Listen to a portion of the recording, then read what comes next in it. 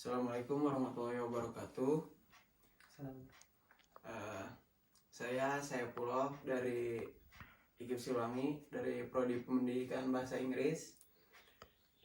Di sini saya ingin bertanya beberapa hal terkait dengan proses pembelajaran di sekolah, Pak. Ya. Mohon perkenalkan diri, Pak. Oke, baik. Bismillahirrahmanirrahim. Assalamualaikum warahmatullahi wabarakatuh. Nama saya Muhammad Iqbal Zulkarnain. Saya salah satu pengajar di Sekolah MTS Alinaya Kota Bandung. Oh, dari MTS Alinaya. Ya. Begini, Pak, perihal proses pembelajaran yang dilakukan saat ini di masa pandemi ini. Jadi metode apa yang Bapak gunakan selama proses pembelajaran Di sekolah. iya di sekolah? Ya, jadi untuk selama proses pembelajaran selama di keadaan pandemi ini, sekolah menggunakan metode blended learning. Blended learning itu kolaborasi antara daring dan juga luring, dalam jaringan dan luar jaringan gitu. Jadi ada yang tetap maya, ada juga berupa luringnya itu di WA group gitu. Oh, jadi luringnya di WA, Nah, tetap maya menggunakan media. aplikasi Ya, Google Form, Google Meet, Zoom, kayak gitu. ya medianya berarti media yang digunakan biasanya saat pembelajaran itu medianya apa aja? Medianya kita mayoritas guru-guru menggunakan Google Meet. Ya, meskipun ada juga Zoom, ada Google Classroom gitu ya. Nah, tapi kita kebanyakan menggunakan Google Meet. Google Meet, Terus ya. juga media untuk luringnya WA Group, terus juga ada YouTube dan lain-lain. Oh iya, iya. Jadi kendala yang dialami bagaimana gitu? Bagaimana kendala yang dialami Bapak gitu saat mengajar? Gitu? Oke, kendalanya mungkin dari segi jaringan gitu ya. Jaringan kadang kalau misalnya jaringan lagi bagus berarti bagus, kalau misalnya lagi jelek ya kita bingung gitu. Ketika jelek, nah kita otomatis pembelajaran itu terjadi hambatan gitu. Dan juga kendalanya dari muridnya. Kadang muridnya itu karena kita jauh gitu ya, jadi kita tidak bisa mengontrol murid-murid gitu. Kadang murid-muridnya ikut Zoom atau ikut Google Meet, tetapi tidak mengaktifkan kameranya. Tidak ada respon. Nah, tidak ada respon. Jadi si anak-anak itu cuma hadir tapi nggak tahu apakah dia memperhatikan atau mengikuti pembelajaran. Ya, mengerti ataupun tidaknya Nah, juga ya kan? itu.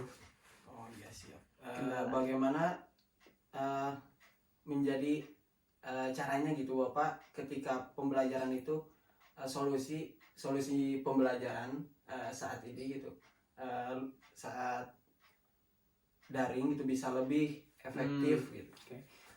Paling solusinya ketika daring kurang maksimal gitu ya. Nah, kita dimaksimalkan di kegiatan luringnya. Di Di luringnya. Ketika kalau misalnya daring itu seperti kita belajar tatap maya. Nah, mungkin terjadi kendala nih. Maka kita maksimalkan di kegiatan luringnya. Atau juga solusinya kita bekerja sama dengan orang tua siswanya untuk selalu mengawasi anaknya ketika pembelajaran daring. Supaya kalau misalnya anaknya tidak memperhatikan ya mungkin ketika diawasi oleh orang tuanya bisa mengingatkan.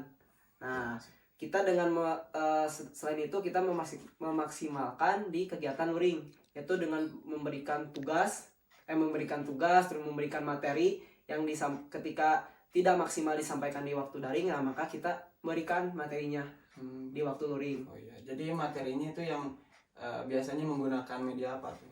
PowerPoint, terus bisa menggunakan quizzes gitu ya. Yeah. Atau YouTube, kan sekarang banyak ya. Oh, iya, YouTube materi juga. di YouTube. Jadi anak-anak tinggal lihat, tinggal pelajari gitu. Oh, jadi anak-anak tinggal menonton aja. Jadi belajar sendiri mandiri. Apa dampaknya gitu plus minus dalam pembelajaran daring ini? Plus minus dari gurunya sendiri maupun dari siswanya. Oke, plusnya untuk kita selaku pengajar ya, plusnya itu dengan adanya media gitu ya di keadaan pandemi ini ya, mungkin plusnya itu kegiatan pembelajaran masih bisa dilaksanakan meskipun kita jauh, meskipun kita tidak bisa bertatap muka langsung. Nah, dengan adanya media ini kita bisa tetap melakukan pembelajaran. Cuma minusnya ya banyak ya.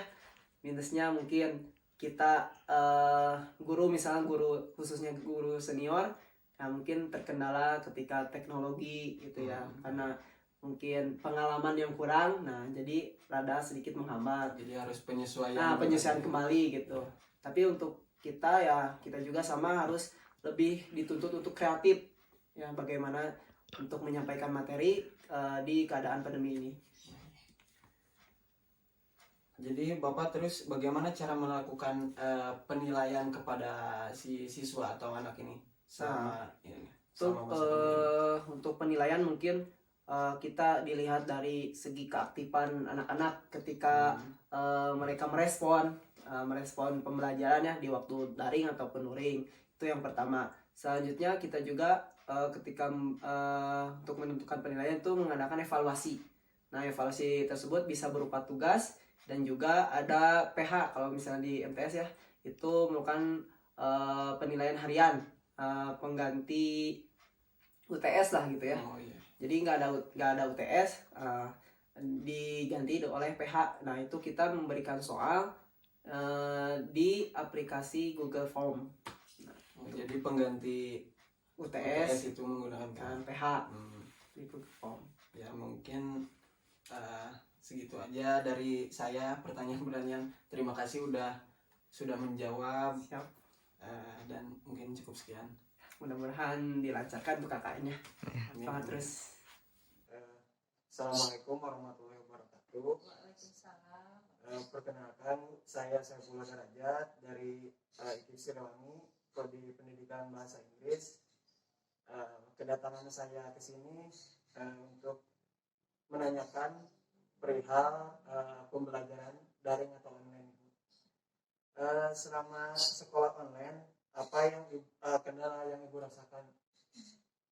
Ya, untuk selama pembelajaran online ini atau daringnya, ini dilihat dari sudut pandang siswa. Mungkin yang pertama yang mereka hadapi adalah kesulitan dari kuota juga, karena kondisi ekonomi siswa itu kan tidak sama ya, ayah. Kemudian ini peran orang tua juga, kadang ada yang anak itu ditinggal kerja, akhirnya anak itu belajar sendiri, akhirnya motivasinya kurang. Kemudian keadaan dari sisi ekonomi juga bisa mempengaruhi, mungkin itu salah satunya, sebetulnya banyak.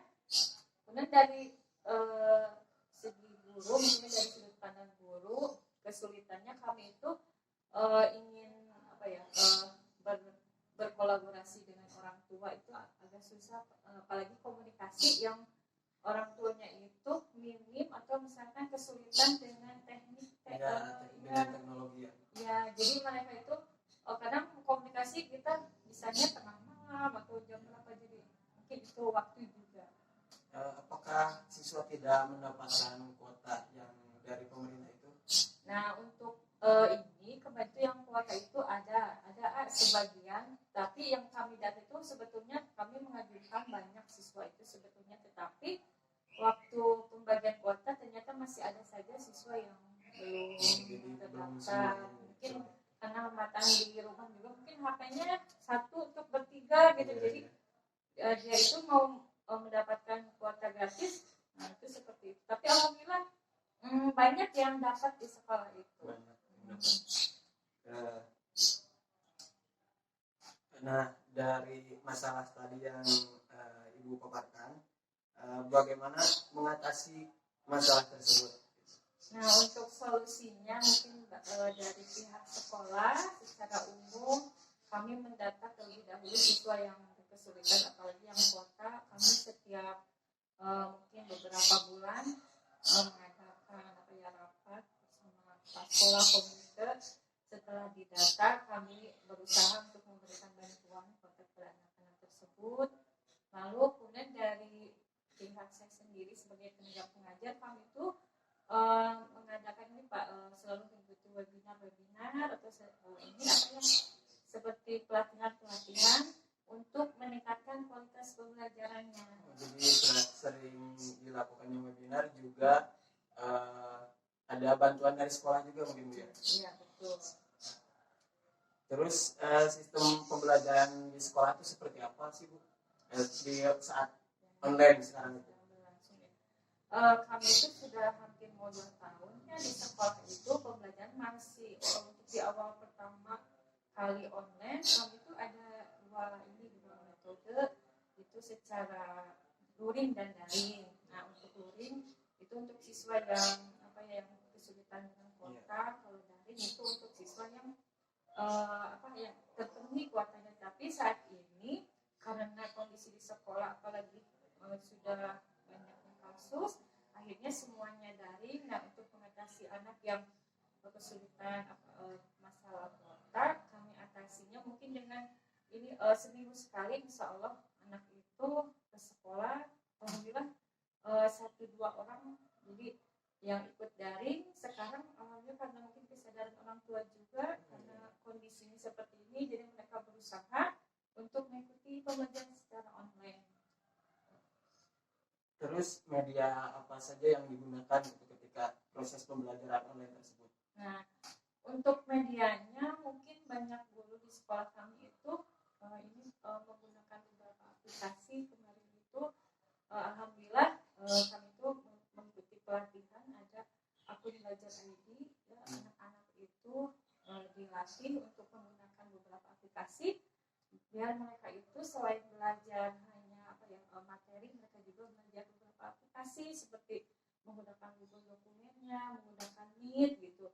Jadi mereka itu apalagi kan sekarang itu di era ini ya IT, jadi anak tuh walaupun senang yuk belajar. Kemudian gurunya juga sama, kami belajar beberapa aplikasi, dan antaranya ada beberapa aplikasi yang kami gunakan di sekolah itu ada penggunaan YouTube, juga kami membuat YouTube, video pembelajaran, kemudian media-medianya kami simpan di sekolah. Kemudian kami juga kalau misalkan ada sewaktu-waktu KKB, kami seminarkan sama-sama dengan guru yang lain.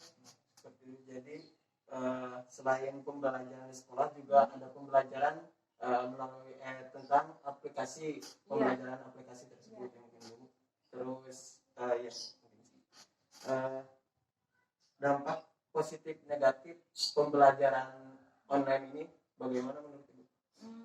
Menurut saya mungkin dampak positifnya anak-anak jadi ini mungkin ya mereka jadi tahu beberapa aplikasi, jadi lebih pintar menggunakan IT-nya. Mungkin ya pertama gue juga sama kami itu jadi bisa membuat video-video pembelajaran yang YouTube. Dulu kan kami hanya membuat media itu secara real nyata, tapi sekarang banyak sekali aplikasi yang bisa kami pelajari, jadi bertambah juga ilmunya ya.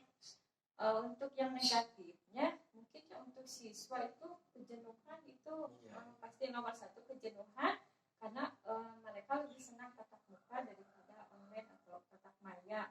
Walaupun Meet bertemu muka secara langsung, tapi tetap mereka itu yang saya tahu mau bertemu gitu. Jadi kejenuhannya betul-betul yang kami dapat itu kejenuhan siswa, guru juga sama. Jadi negatifnya itu tidak bertemu secara langsung di real life. Terus apa semangat atau harapan, kasih semangat untuk para siswa dan harapan di masa pandemi ini? Harapannya Ibu mungkinnya untuk para siswa, mudah-mudahan siswa ini walaupun belajar di rumah, mereka itu diberikan kemudahan dalam pembelajarannya, seperti dari pemerintah mungkin lebih diperhatikan lagi, apalagi sekarang kondisi seperti ini untuk keluarga yang mungkin ekonominya di bawah, mereka itu sangat kesulitan sekali. Walaupun di sekolah sudah memberikan kuota, tapi tetap mereka itu kan perlu hal yang lain untuk mendukung pembelajarannya. Nah mungkin harapannya itu kalau untuk saya, mungkin untuk guru-guru, harapannya mudah-mudahan kami itu guru-guru di sekolah diberikan selalu motivasinya, semangatnya untuk meningkatkan kualitas pembelajaran kami, apalagi selama pembelajaran daring. Itu saja. Terima kasih Bu atas jawaban-jawaban dari pertanyaan saya barusan. Sekian dari saya. Assalamualaikum warahmatullahi wabarakatuh. Waalaikumsalam.